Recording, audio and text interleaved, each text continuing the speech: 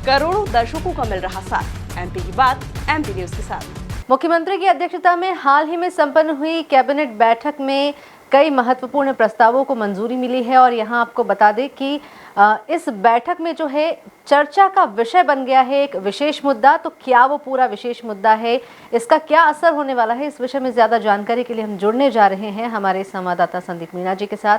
संदीप जी, स्वागत है आपका और जानना चाहेंगे हाल ही में संपन्न हुई है कैबिनेट बैठक और इसमें कई सारे बड़े प्रस्तावों को जरूर मंजूरी मिली, लेकिन एक ऐसा मुद्दा जो चर्चा का विषय बन गया है उसको लेकर क्या कुछ कहेंगे? नगरीय निकाय चुनाव से लेकर ये है, अध्यक्ष पद को लेकर ये जो है निर्णय लेने की बात यहाँ पर सामने आई है कि किस तरीके से ये चुनाव संपन्न होंगे। तो क्या कुछ अभी तक इस बैठक में सामने आया और क्या कुछ देखने को मिलने वाला है इसमें हमें?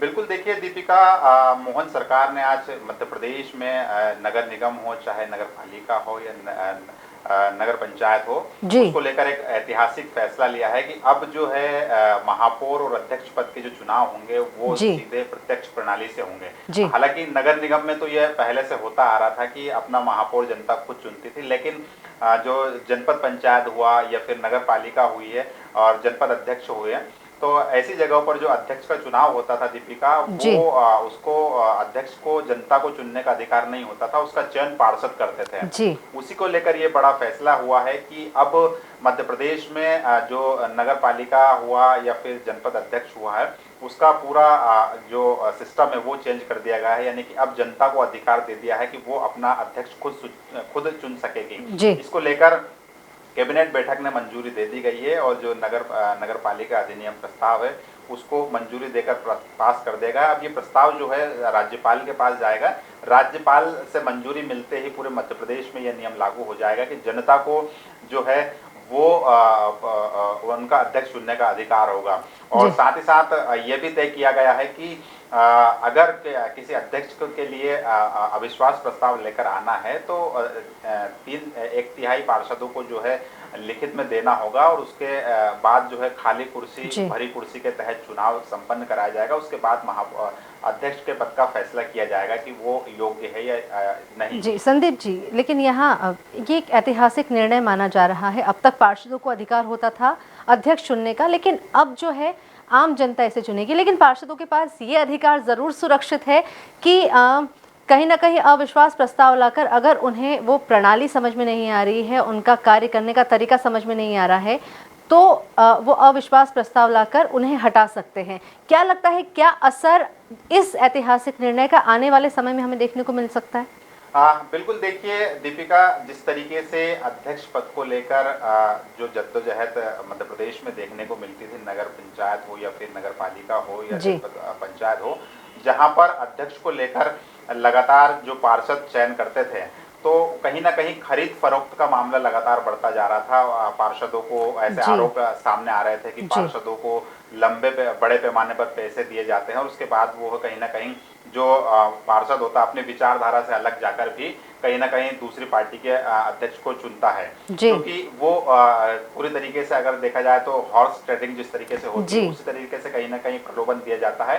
तो एक तरीके से जनपद पंचायत अध्यक्ष हुआ या नगर पालिका अध्यक्ष हुआ है, उसको लेकर एक बड़े पैमाने पर खरीद फरोख्त देखी जा रही थी, लॉबिंग की जाती थी। 2-3 दिन तक जो है पार्षद वो रिसोर्ट में कैद कर दिए जाते थे। ऐसे कई मामले मध्य प्रदेश में देखने को मिले हैं।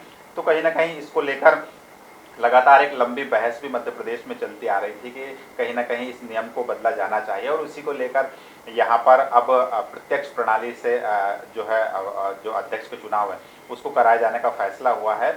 और महापौर का जो चुनाव है वो तो लगातार प्रत्यक्ष प्रणाली से होता ही आया था, लेकिन अब जो अध्यक्ष है उसको चुनने का भी अधिकार जनता को दे दिया गया। यानी कि अब जो जनता है वो मतदान करते समय अध्यक्ष पद को लेकर भी वोट करेगी और अपने पार्षद को लेकर भी वोट करेगी। लेकिन संदीप जी, अब ये इस फैसले के बाद हालांकि राज्यपाल से स्वीकृति मिलना बाकी है इस फैसले को, लेकिन फिर भी क्या सियासी रंग अब हमें देखने को मिलने वाले हैं इस प्रस्ताव को लेकर?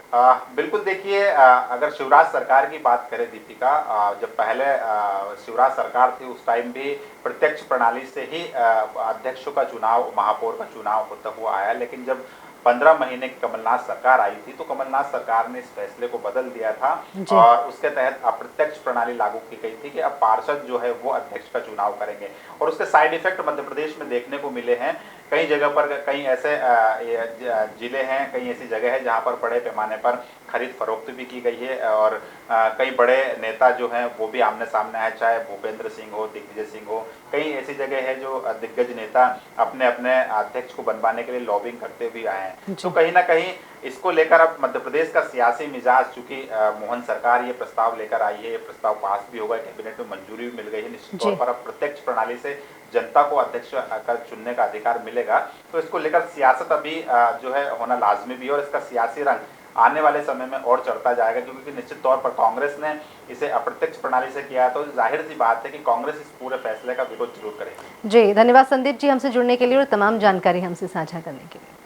तो ये हमारे साथ जुड़े थे हमारे संवाददाता संदीप मीणा जी। विस्तार से उन्होंने इस प्रस्ताव को लेकर और अब तक जो घटनाक्रम हुए हैं उसको लेकर जानकारी दी है। आपको बता दें कि मुख्यमंत्री डॉक्टर मोहन यादव की अध्यक्षता में कैबिनेट बैठक संपन्न होगी, जिसमें कई प्रस्तावों को मंजूरी मिली, लेकिन सबसे महत्वपूर्ण और सबसे बड़ा निर्णय जो लिया गया वो नगरीय निकाय अध्यक्ष पद के चुनावों को लेकर रहा है। अब तक जो है पार्षद चुनते आए थे, नगर परिषद, नगर निकाय अध्यक्षों का चयन जो है पार्षद द्वारा किया जाता था, लेकिन अब इसे पुनः प्रत्यक्ष प्रणाली से करने का फैसला जो है मुख्यमंत्री द्वारा लिया गया है। एमपी न्यूज़ पर खबरें लगातार जारी है, बने रहिए हमारे साथ।